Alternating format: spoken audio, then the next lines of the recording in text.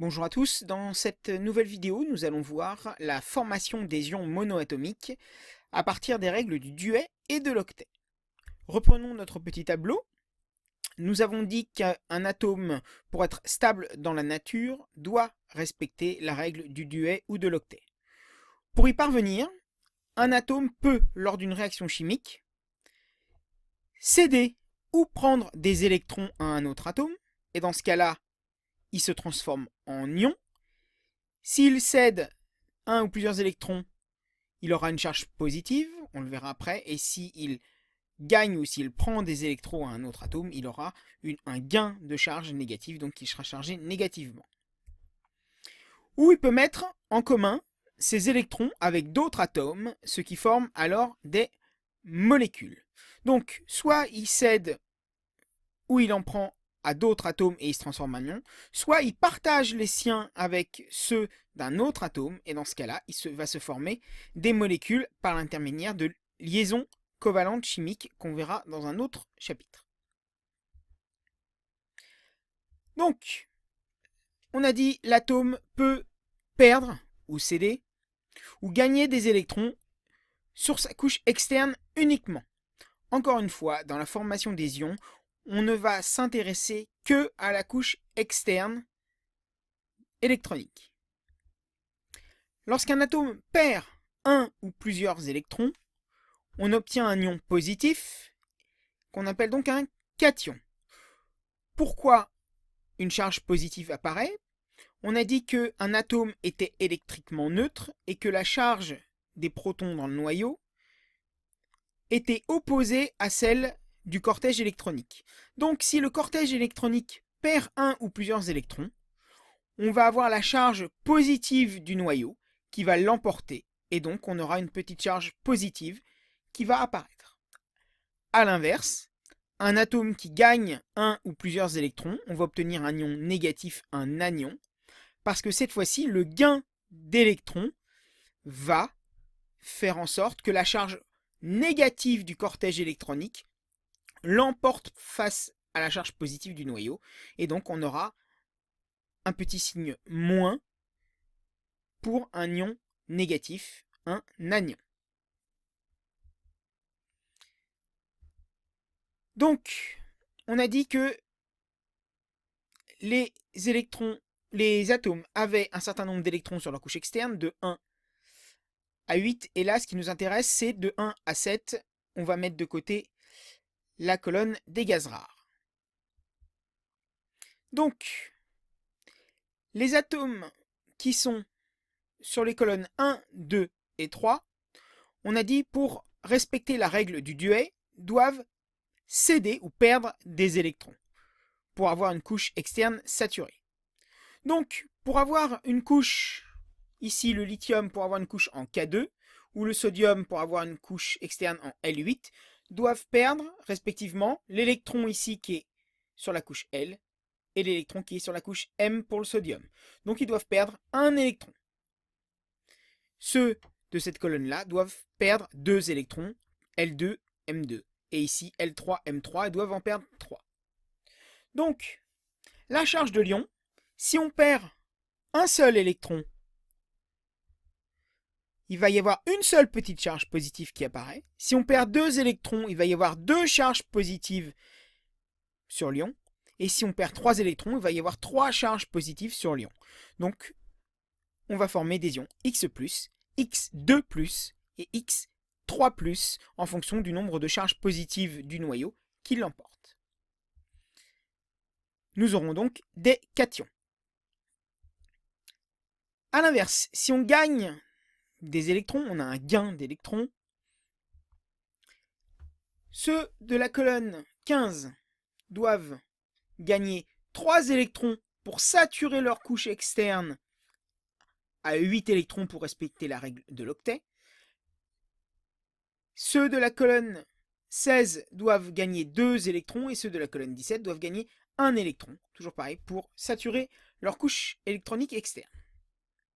On aura donc 3 charges négatives supplémentaires pour les électrons, donc on formera des ions X3- pour la colonne 15. Pour la colonne 16, on formera des ions de la forme X2-, et la colonne 17 des halogènes formeront des ions X-, puisqu'il ne suffit que d'un seul électron supplémentaire pour atteindre une couche externe saturée la plus proche. On aura donc des anions, des ions négatifs. Un petit récapitulatif, donc les colonnes 1, 2, 3 forment des cations, des ions positifs, les colonnes 5, 6, 7 ou 15, 16, 17 formeront des ions négatifs, des anions. En ce qui concerne la colonne 4, vous voyez que les couches sont à moitié saturées. Donc, c'est compliqué de savoir quel est le gaz rare le plus proche pour savoir si ces atomes vont gagner ou perdre des électrons pour faire des ions. Eh bien, en fait, c'est ni l'un ni l'autre. La colonne 4 ou la colonne 14 ne forment pas d'ions. Ils ne vont former que des liaisons chimiques covalentes et vont partager leurs électrons avec d'autres atomes pour former des molécules. Donc encore une fois, cette colonne-là, du milieu, la 4, le 14, ne forme pas d'ions. Alors, avec ces constatations, on peut dire que les éléments d'une même colonne forment tous le même type d'ion stable et réalisent tous le même nombre de liaisons dans une molécule. Donc la colonne 1 formera tous des ions X+, la 2 X2+, la 3 X3+. Et pour ces trois colonnes-là, le nombre de liaisons chimiques dans une molécule que peuvent faire chacun de ces éléments, en fait, c'est le nombre d'électrons que doivent perdre chacun de ces atomes pour former le gaz rare le plus proche. Donc le beryllium, par exemple en K2L2, va pouvoir former deux liaisons chimiques parce qu'il doit perdre 2 électrons. L'aluminium étant M3, il va donc pouvoir faire 3 liaisons chimiques puisqu'il doit perdre ces 3 électrons pour avoir la structure du gaz rare le plus proche, qui est K2L8, le néon. On a dit que la colonne 18, les éléments ont tous une couche externe saturée et sont donc chimiquement inertes ou quasiment inertes. La colonne 14 ou 4 du milieu, les éléments sont à demi saturés sur leur couche externe et réalisent donc toutes des liaisons covalentes et aucun ion. Encore une fois, cette colonne-là ne ferait aucun ion. Pour des atomes simples, les règles du duet et de l'octet permettent de prévoir la charge portée par les ions monoatomiques formés lors des réactions chimiques. Et ça, en l'occurrence, vous devez savoir le faire. Vous avez le numéro atomique, vous savez faire une structure électronique, vous savez positionner l'élément dans le tableau, vous devez donc pouvoir en déduire la charge de l'ion monoatomique formé par cet atome. Un petit exemple, l'atome d'hélium Z égale 3, avec une configuration électronique K2L1, en perdant un électron sur sa couche externe, donc l'électron qui est sur la couche L, le lithium va devenir le cation lithium 1 pour former donc le lithium Li+, qui aura une structure électronique K2.